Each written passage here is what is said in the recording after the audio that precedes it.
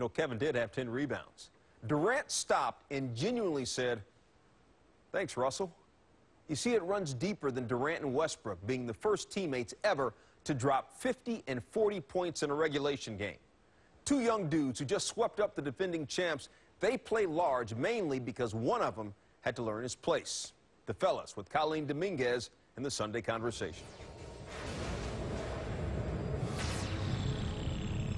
Most people describe you as a shooting point guard. How would you describe your game? I would describe myself as just an all-around guard, a guy that go out there and do what it takes to help his team win. People think, you know, at the point guard spot that point guard is supposed to always pass the ball, always have 10 or 15 assists. But Russell was a guy that's aggressive for us. He has a chip on his shoulder, like everybody says, and people think that's hurting me as a player, and I think I've gotten better, actually. I don't see what the problem is. I enjoy playing with Russell. Each year he's gotten better, and he's helped me out along the way. I just think that you know, people have a perception that me and Kevin don't get along, and you know that just doesn't do nothing but make us closer. We can communicate a lot more. We've gotten better. When you and Kevin have words on the court, how do you resolve it like back in the locker room, either at halftime or post-game? Most of the time it's through halftime. You know, after the game as well, but most of the time it's, you know, throughout games so we can, you know, fix whatever it is that we need to fix at the time. There's times where Russell comes to me on the court and gets in my face and tells me, "You should have shot the ball, you should have passed the ball," you know, stuff like that. And, you know, as a player and as a person that wants to get better, I can't always be defensive about it.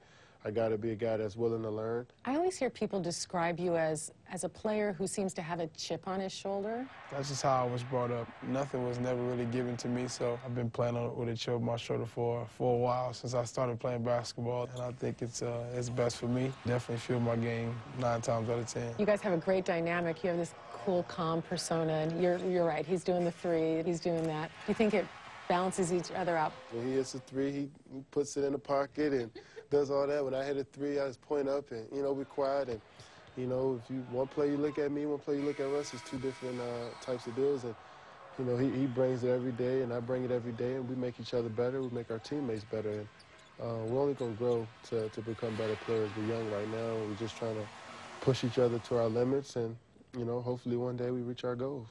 I think it works good. You know, Kevin's the laid-back type, and, you know, I'm more of a type that's, you know, out there and just wants to have fun. You know, Kevin does his stuff, scores his 45 points silently, and in mine, I'm just screaming and doing a lot of different stuff as well. But I think that fits, you know, both of us. What is your relationship like off the court? We've grown a lot in our off-the-court relationship, and I think that's helped us on the floor. We've grown to be like brothers, and that's the best thing about it. Coming to work with your brother makes it even fun. You guys bowl? Is that what I heard? Well, I bowl personally. Are you better at bowling than Kevin? Yeah, by far. He has no shot? No shot. Well, I wouldn't say that. I wouldn't say that, but, you know, of course, he thinks he's the best video game player, bowler, everything, so. He's competitive. He is, and I am too, and I challenge him a lot in everything, and I think I beat him in bowling last time we played, and he blamed it on the ball and not having his shoes. A lot of excuses, but I think I'm a better bowler. Both of them are really good at scoring in double figures. Durant and Westbrook have each scored in double figures in all 27 playoff games as teammates. The only pair of teammates in NBA history to both score at least 10 and more consecutive games after first becoming teammates. Shaquille O'Neal and Penny Hardaway, the duo, both reached double figures in their first 36 playoff games together.